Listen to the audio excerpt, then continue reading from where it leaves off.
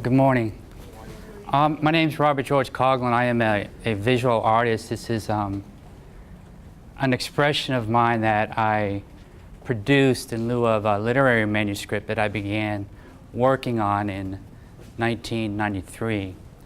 I've been a visual artist all my life. That's all I've ever been. I was struck in the eye by a stone when I was playing in second grade, and in lieu of the fact that I was in my physiological developmental years, the optometrist that was managing my case said, well, we're going to have to put a patch on both your eyes because we don't want one eye to outdevelop the other. So in the morning I woke up, I could see. At night when I went to bed, actually I didn't go to bed, I was in the hospital for 2 weeks, I couldn't see. And I really wanted to see. And I was just waiting for the day to come along where they would take the patches off. By the way, I didn't know I was going to introduce this portion into my speech today, so I'll move it forward. And I became a visual artist. I work in an abstract surreal genre. I've had shows around town, and I intend to have more. I sculpture, I paint, I teach art. Mr. Carvajal that you saw at the start of the symposium is my boss. And I've taught art for quite a number of years. Anyways, today I want to tell you about a matter that's of great interest to me. Robert asked me when I originally emailed him, he said, okay, great concept, but how does that all tie into the symposium? I mean, how are you going to take what you're doing and put it together in a thematic way that would connect it to the nature, the purpose, and the point of the symposium? And he got me to think, and I said, he's right, I got to do that. So I had to send him back another email, and I think I got it together to the best of my ability. Anyways, in 1993, a concept came to me, and it was requesting an alternating medium. I was conceptualizing at the time why biological life, why our lives are activated, and what activates us. What gets us to go over there and get a cookie, or get a little drink, or to be here today. There have been a number of interesting speeches this morning, and if I may be so bold as to say that I think they all connect very well to a theory that I'm about to propose today for the first time since 1993.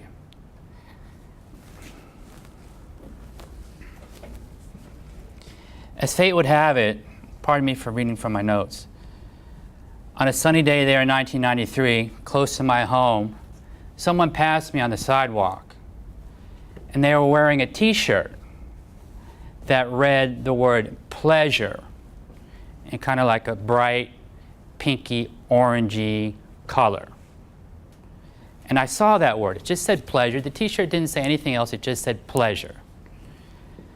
And I think, pretty much so, no, here's what I did. I went home and I typed the words on my computer, not this one, another one, a biography of the word pleasure on my computer. And I became a visual artist utilizing literature as a media to express a concept, which is altogether new for me. I couldn't ever imagine myself as a visual artist writing. I didn't feel like I had the authority or even the right to do that, because I was always a painter. People knew me as a painter. And there I was writing and building my ego upon my writing, and I just started writing. I think, by the way, that t-shirt was for a cigarette company, Newport Cigarette Company.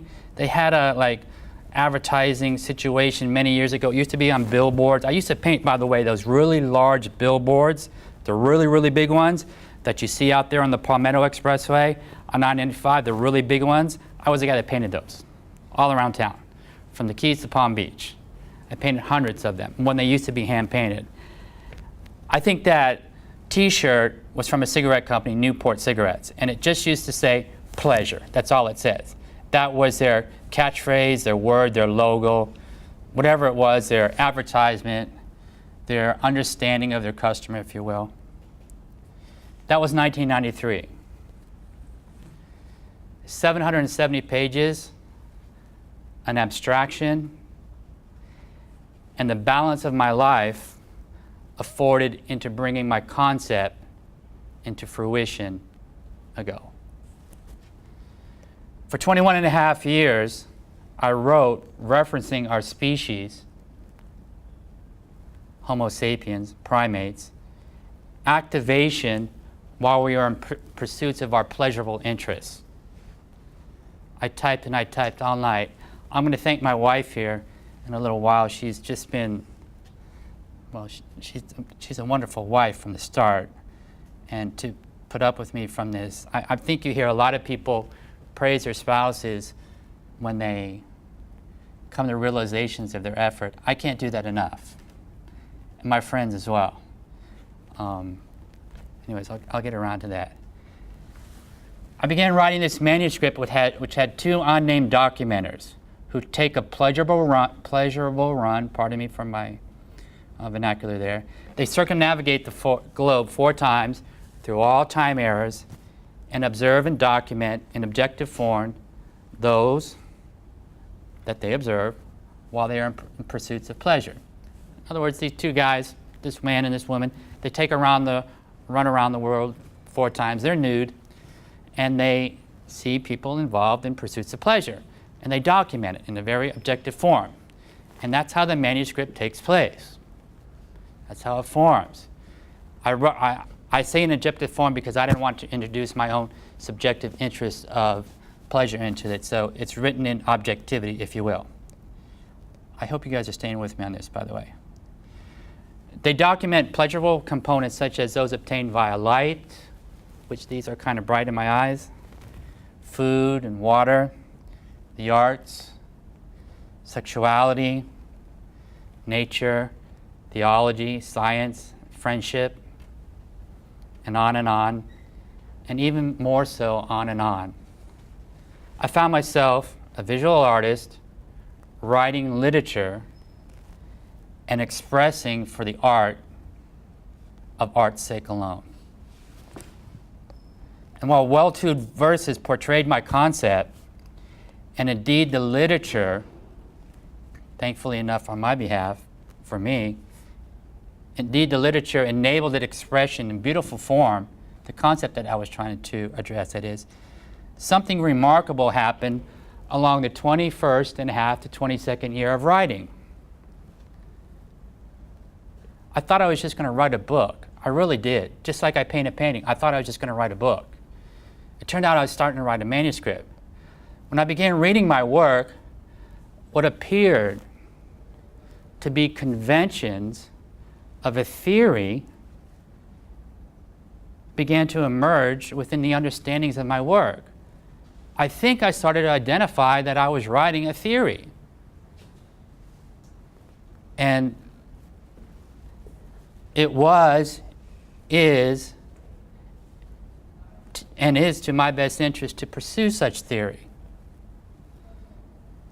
And I am in fact pursuing that theory. Pursuing so much so that a theory, and just let me state that again, because I know that sometimes, may I say this, I feel a little silly when I walk around and say, yeah, I have a theory. I wrote that on Facebook and everybody was, I don't know what they were saying.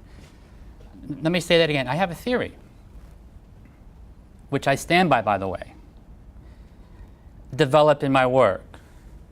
In fact, a theoretical statement formed.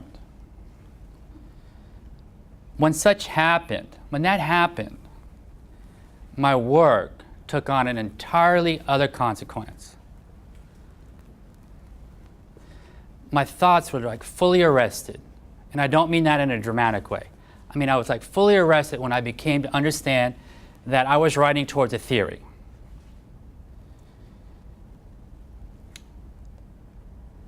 What I had been writing about was that of how biological life was progenitated into existence. How all biological life, including our own, is activated, and how our species And all biological life's evolvement will, in the future, be navigated. Our evolution will parallel that. It has, by the way, it is, and it will parallel that of our pleasurable interests.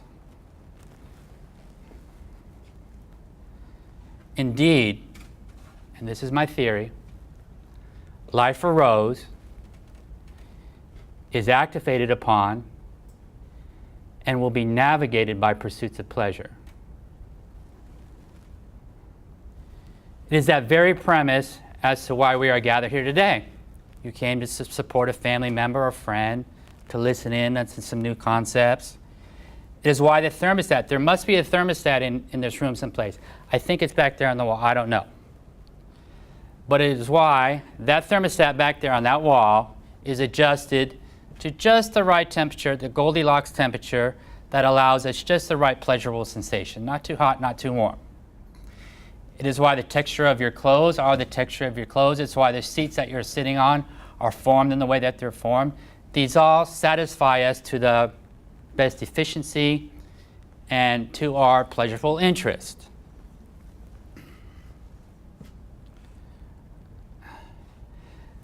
The premise as to why we find pleasure in the people and places that we do, and as I mentioned before, on, and so much very more on and on. I have 770 pages and 10 minutes to address, so it is, in fact, my theory, the matter that crafts my theory's design. As stated, biological life is activated upon pursuits of pleasure. It is. In knowing such, there is a purpose of utility. This is why I mentioned Robert's email with I before. There is a purpose of utility in my work. Like, how do we use this? That is pleasure's agency upon biological life and the utility of knowing why it is activated.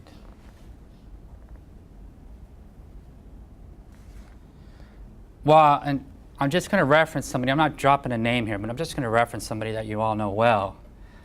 While I accept many theoretical works, scientific and otherwise, theological, Darwinian included, for example, on the antiquity of man, I do think science has been somewhat careless with the cause of pleasure's agency upon our biological evolution. If not careless, then it's been altogether remiss. Because pleasure is like not granted the level of interest that I feel that it really should be granted. I know that in Darwinian evolution, he talks about the physiological development and I think others in this room perhaps could examine and express his work better than I, but I think he was very much remiss to the causation of pleasure's agency and how species, including our own Homo sapiens, have developed along the lines paralleling pleasure. To tie then into the theme of this symposium, thank you, Robert, a fuller understanding of its cause is then at hand in order to turn to and advance the cause of research in terms of such things as disease, which are in fact biological forms. I assume greatly. I'm not a biologist by any means. In fact, I'm an artist. Such as cancer, carcinogenic cancer, that is. See that? I had a bit of it taken out of me not too long ago. My wife still thinks I'm beautiful. I theorize cancer itself is activated by the same pleasurable agency that activates us. If you know a felon's pleasurable habits, you would put yourself out in front of him and in turn help to catch him. With further understandings of that life is activated upon pursuits of pleasure, I think, I'm not even theorizing here, I'm just thinking, that such understanding would help us, help scientists, perhaps not myself, but scientists, catch cancer. I knew that some of you were going to go over there and get a cookie today I knew that some of you were going to go over there and get a little drink because I know how we're activated on. We got a little pleasureful foods over there, little fun foods. Same thing with cancer. We're fun foods to cancer. Our species' interest in development of theology, may I say this, even if there's theological-oriented persons in the audience today, is inadvertent fulfillment of pleasurable desire. While it may feel to those whom are set in theological practice right, and I'm not being subjective here, it should be known we are all in actuality fulfilling a pleasurable desire. Our species long ago needed answers, if not comfort, simple comfort of knowing things. And in lieu of such, we tapped into that interest in fulfilling that pleasurable desire, and theology arose to many extents. If one walks by a place of worship, I got to do this now. When I walk by a place of worship and folks are inside worshiping, I have a confession to make. I know why they're in there worshiping. They may disagree with me, but I think they're worshiping because effectively they're fulfilling a pleasurable desire. They would probably say, no. I don't know what they'd say because I never really did that. And let's just say this.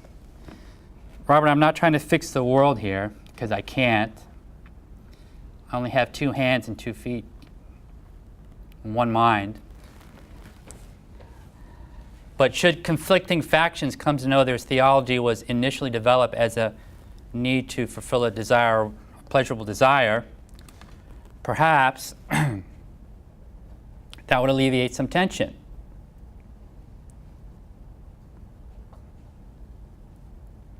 My dear old mother, who had long since been passed away, and I wish was here to hear my speech today, she would disagree with me, which is nothing new, but she would disagree with me. And I would say, listen, Mom, while I appreciate your love and care and interest in me, I do think that you really need to think about what you're doing there, because that dogma that you pursue is antiquated. And if you think about it, our species long ago needed to fulfill a pleasurable desire, and that's what you have been doing here today, or with your interest in it. My father as well, and many of my friends and family. Keep in mind, this is theoretical in nature. And for such matter, the same for atheism. It's the same because it fulfills the same pleasurable interest. Atheists find pleasure in reasoning over faith and thereby accept its tenets. Let me ask you this. Is it not true? Is it not true that when we originally discovered fire and used it to warm our hands, the sensation was not one of pleasure? Was it not? And today, when elements such as the wild elements of nature thrill us, we watch animals on the plains of Serengeti or in the jungles of Brazil, are we not amazed and delighted and wishful? Are those not aspects of pleasure? Is the agency of pleasure itself not evident in that? The speaker before me, 2 speakers before, I wish she would have stayed here for a little while, because I do address in my book to great length the causation of pleasure's agency upon beauty and how we are activated to pursue beauty. Forgive me, I cannot speak on behalf of women, but I find that women pursue those interests, I think, more than do men. We are gathered here in this venue today because pleasurable desires in history were fulfilled. Stay with me on this. Actions, some of them loving, between our mother and father, and where some pleasurable desire was being fulfilled led to my invention. That very moment, my mother and father conjoined. Pleasure, its agency, was amongst them, and at that moment, like the Higgs boson was discovered, here I am, 54 years later. And I would understand your very being here is as a consequence of a pleasurable desire being fulfilled.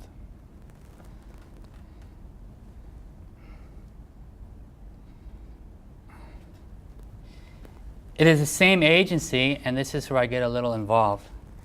It is the same agency that was the original, initial progenitor of life, of biological life, and as evidence we are as we are activated to be here today. Is it not?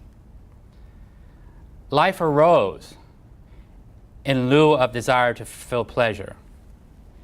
Indeed, our very lives arose and can be well evidenced through extrapolation if we take a point from today and extrapolate all the way back where pleasure's agency of life activated it into existence. In sum, I'm a visual artist.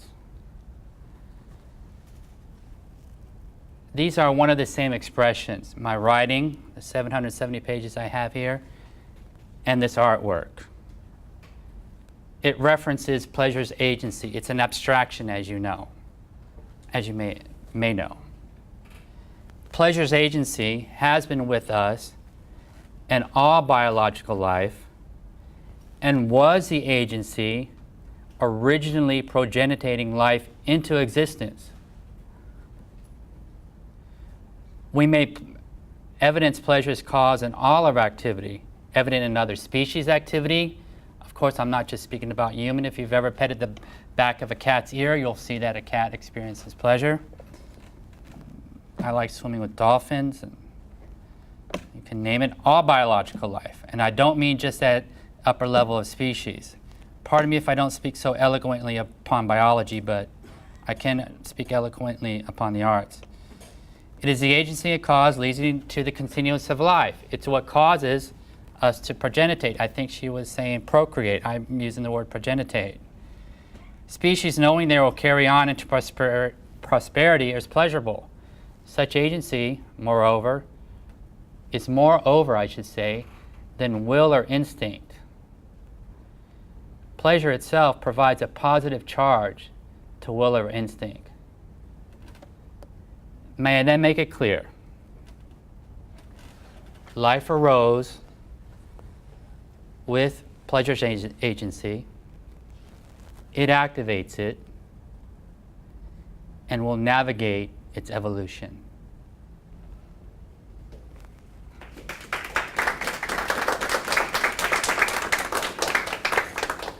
Robert.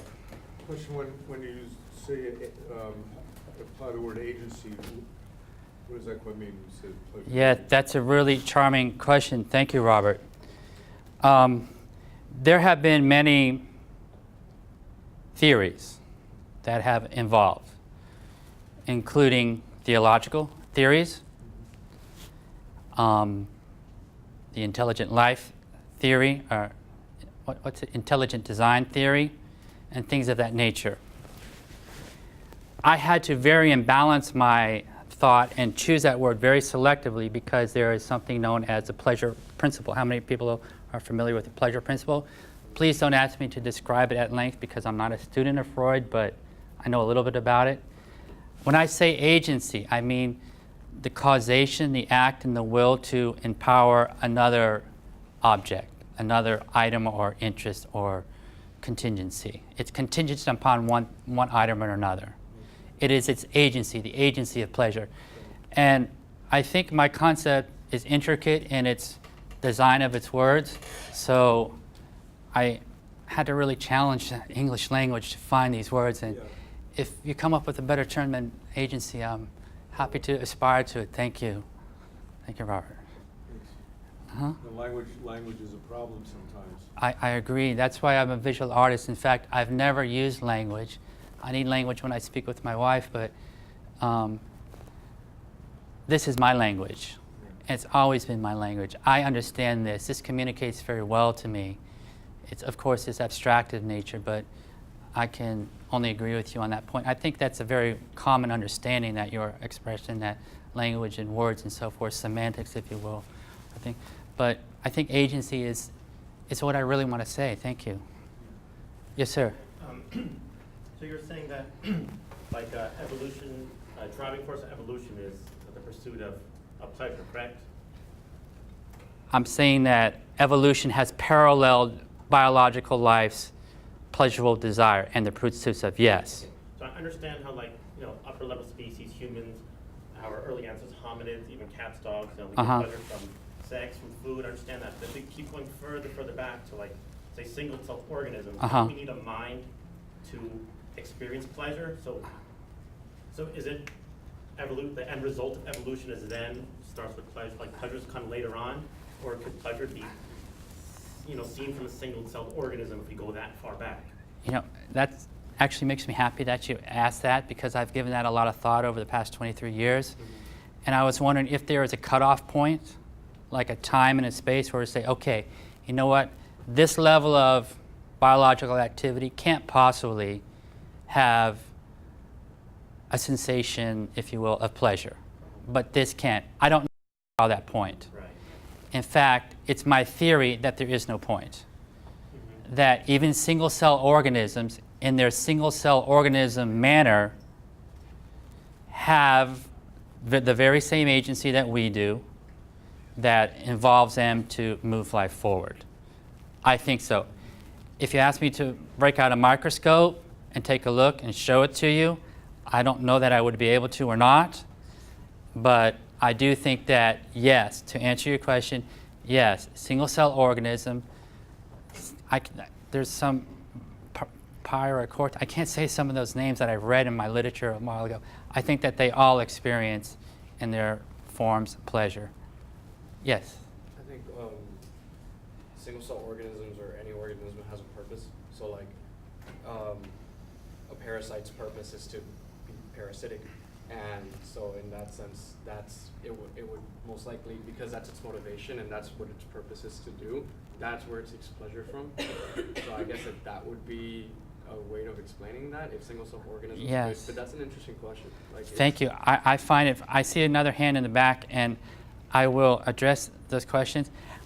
Regretfully, I can't turn this into a biology class. I could turn it into an art class, because I am an art teacher, but I would love to be able to know more about that. In fact, my manuscript is waiting for completion, contingent upon some of the things that I wanted to hear and know through this symposium. Thank you. In the back, please. Just put another layer behind a survival of the fittest that is maybe driven and hidden behind with pleasure. Yes. And as you do the process of extrapolating what you mentioned before, that pleasure may have been initial, what do you call it, Progenitator. of life. Yes. Is that what you said? Yes, I did say that. I did say that that same agency that's with us today, and you drive down the street, you're going to see a Burger King, a McDonald's, you're going to get a Coca-Cola, all of those things that activate us to do, if you take a point, Well, yeah. Go ahead. So for those who drive to Burger King, probably will not, you know, driven by their present pleasure, may have shorter lifespan than someone that drives to another. That is Right? correct. So, like I said, maybe your theory behind survival of the fittest might, you know, show us an expansion of how that coexists. Sorry. That's okay. I'm doing, So, yes, Okay. Yes, ma'am. I have a question that's on the spiritual side. sure. If we're The theological side? spiritual. Spiritual. Okay, I'll try to manage with Incorporating spiritual. theology into it. Uh-huh. If we are spiritual beings coming to this earth, okay? If. If, yeah. Okay. And I think we are. Okay. And we're having a human experience. Okay. Don't you think we need pleasure in order to balance out the hardship and suffering we have to go through to develop as spiritual beings? Oh, yes, I do think that. Very much so. I think that we need to have, in fact, if we didn't have such agency as pleasure, I know that she spoke of beauty a little while ago, but if there was no such causation as pleasure's agency amongst us, what would we be doing at all? If Coca-Cola didn't taste good, I don't drink Coca-Cola, but we wouldn't drink it.